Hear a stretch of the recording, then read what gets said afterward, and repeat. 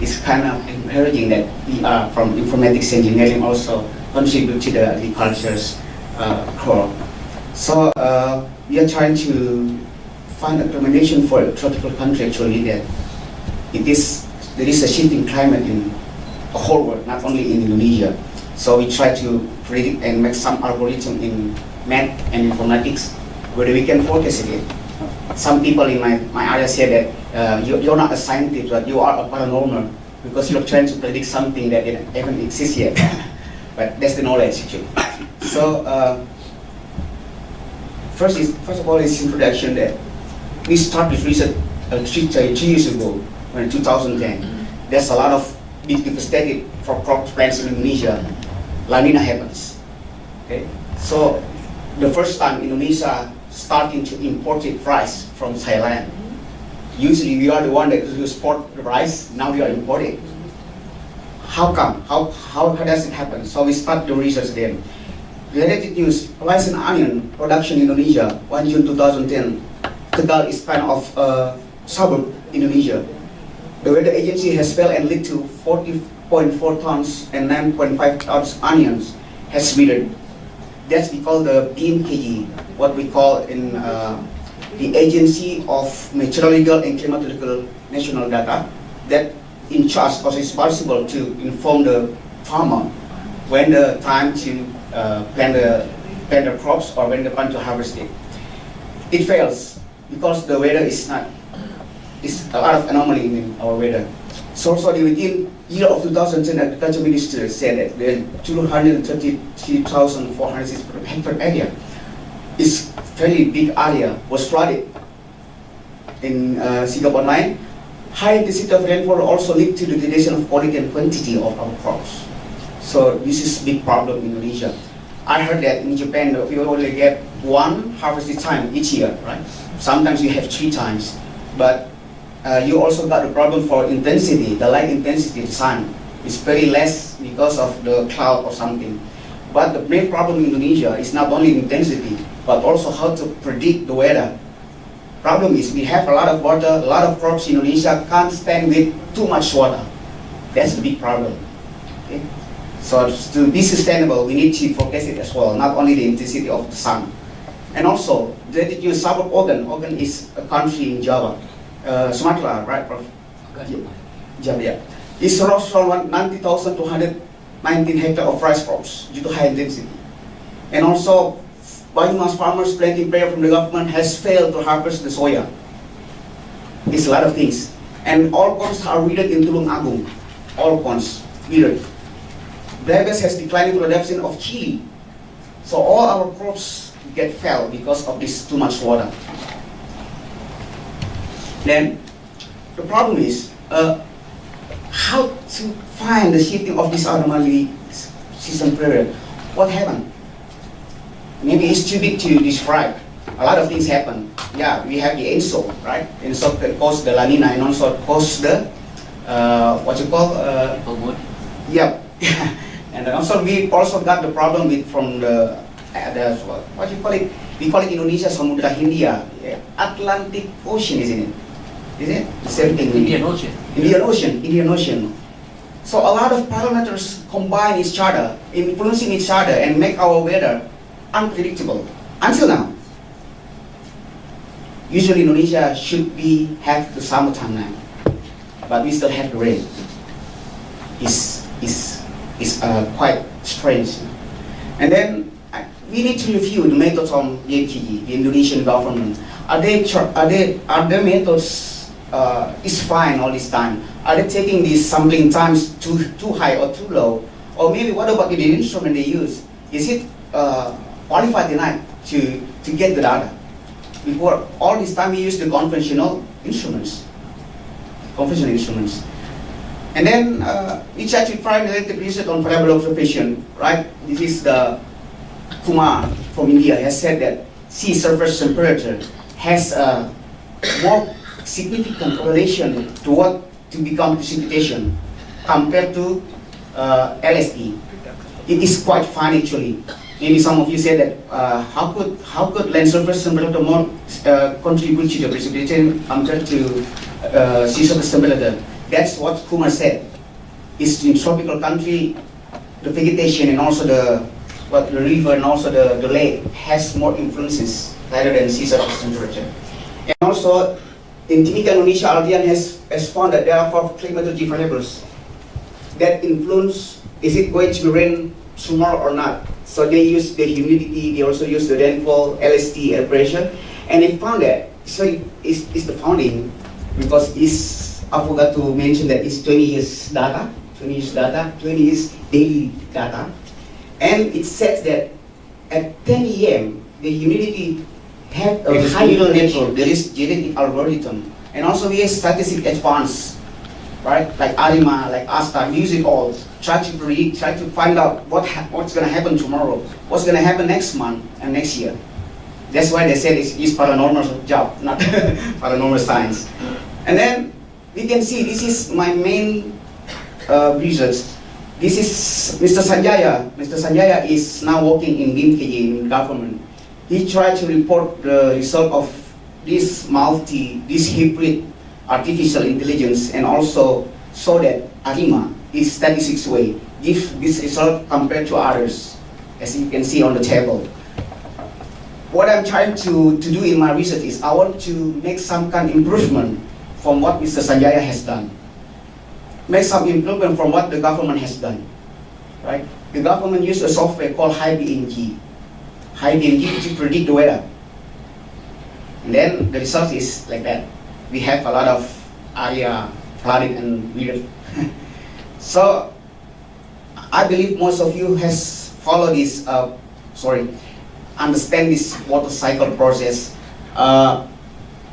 Actually, our idea to predict, to get the data of other meteorological processes, because we know that all this cycle water is from the sun, heating from the sun, and we know the process of evapotranspiration, right? So this is the process of how the rain start. From this philosophy, maybe we could predict that we try to rain for tomorrow or the next day. Why not? That's the best philosophy. And also, Kumar said that for tropical area, we have We have a very slightly different with subtropical area like in Japan. The evapotranspiration process also contribute to precipitation. That's why humidity is our main research here.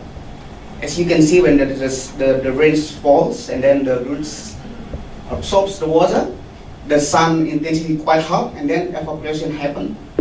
That's become rain later on. Okay, so this is our base assumption. Why we need other meteorological data to predict the future, especially the rain. And then parameters observed by the BMKG, the government, has already defined these 6 parameters. They provide daily rainfall, yes, they provide it for 30 years lagging, yes, they have it for daily. Sunshine intensity, humidity, land surface temperature, also wind speed and air pressure, they have it all. But daily data, and they took it manually. Okay, so this is after I take 10 years data from them. Daily 10 years data, and then I try to find the correlation, all these parameters to the rain tomorrow. I found out that kelembaban humidity has a very high correlation for the earthquake. Wind speed also got the same correlation, a little bit lower, and also the temperature. Funny things is, maybe we think, why not intensity of sun? Isn't it the one that make the evaporation happen? The problem is because we have one daily data only, we don't know which become the cause and which one become the effect. Is it because the sun intensity is gone because of rain, or the other side? Is it because too hot the rain happened? That's because our data is not too high resolution. So this is how we make the correlation. As we can see, the temperature has a positive correlation to the rain. So it said that before the rain happened, it should be hot. Yeah, sometimes it's hot before it's rain. And then the humidity is going lower first, and then it gets rains. Why the humidity get lower? Because the evapotranspiration process has conducted. So less water in the land. And then wind speed. Indonesia, when the rain will come, usually the wind goes is very fast. I can show you the result from our radar later on. So I try to previously I said that I want to improve Mr. Sanjaya what he has done. So I've made some prediction as well in our laboratory in artificial intelligence informatics. We found out that we not only use only on quantitative. Most of research that I've shown you there they're based on quantitative base. So they're looking on how much water exactly, but they never use on qualitative way. Sometimes you don't need the quantity, right? Sometimes you just know, is it going to be rain? Is it going to be hard rain? Is it going to be medium rain? And sometimes you just need it for decision support system. Are we going to open the dam or what? Because it is going to be flood. So not only quantitative, but also qualitative is very important. That's why we make two approaches.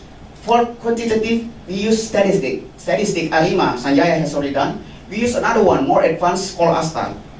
And for artificial intelligence, we try to use hybrid genetic algorithm and neural network, and also we have combined neural network. For qualitative, we use Unhas and Fuzzy and SVM Fuzzy. That this has become our novelty because nobody has conducted research with SVM Fuzzy in the world. So the results as can be seen there. Yeah, this is the actual data, the rain actual data. As we can see that ASTA has very close relation to the actual. We found error. I can say that 92% we can predict daily rainfall in Indonesia. 92% with ASTA. That includes the error in sampling of data from BMCG. When we have more data, we have more sophisticated radar, I believe we can close to 95 to 96% prediction. Okay, as you can see that ASTA and GA also give a good performance. For qualitative, as you can see, this is the SVM Fuzzy. It reached 80% accuracy for clustering compared to neural network Fuzzy. Maybe some of you are familiar to artificial intelligence. Sometimes people say that Unhas is the best, but not really in our case.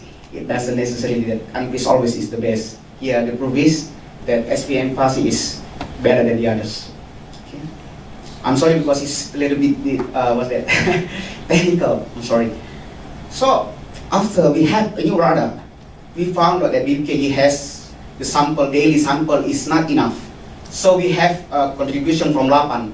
LAPAN is one of the agencies in Indonesia, what you call NASA in America. So they contribute a weather service, automatic weather service, AWS, and we can change the resolution sample automatically 1 minute resolution. Other compared to the previously 1 day, each day. Now we have 1 minute resolution. And we found out that you can see, before the rain happened, the temperature rise up so rapidly. But it not happened in 1 day. It happened in 5 to 6 hours. That is why we always fail in predicting the weather. How come? We only have 1 day data. We should have less than 5 to 6 hours. That is why. No wonder we fail in predicting. And also we can see here that humidity is rapidly down before the rain starts. Yeah, the blue light. And also the wind goes is very fast here before the rain starts. But what happened is not 1 day before, but it happened 5 to 6 hours before. Again, we failed. That is why we need a new automatic weather service in Indonesia. It's a must. It's compulsory. Because we don't have the satellite. We don't have the satellite for weather. So conclusion is, ASAR was recommended for Indonesia to be predictor, especially for data series. And also for the government, we also recommended to BMKG that you need to get the sampling more smaller. Don't take 1 day, but please take at least 1 hour. At least 1 hour sampling. So we can have a better prediction in the future. Thank you. The BMKG informed that this is the time to plant the crops. And it's failed. It's wrong decision because the government has failed in forecasting. That's a big problem. When they start to plant the chili and also the onion, it's too much water because rain. So they have devastated harvesting. All the crop are withered. That's why it's become very important issue in Indonesia. Okay, just knowing that daily rainfall, the timing of planting or harvest and might be predicted or might be directed by the government. So, but for the total production per year or per growing season, how can you expand your prediction for future? Exactly. That's now our future results. Because now we have only 1 day resolution, right? In the future, we're going to have, okay, what about 1 week? What about 2 weeks? What about every 3 months? What about every 5 months? This is a big research now, a big topic now in Indonesia that we're going to find out what happened, what can we predict it. I know that agriculture should be done on daily, right? Or sometimes yearly, right? That's why our future research will be on that. We're going to find out all the parameters. We're going to study all this combination of wind weather and find out what about Indonesia, special tropical Indonesia. Yes. Okay, thank you very much. Thank you.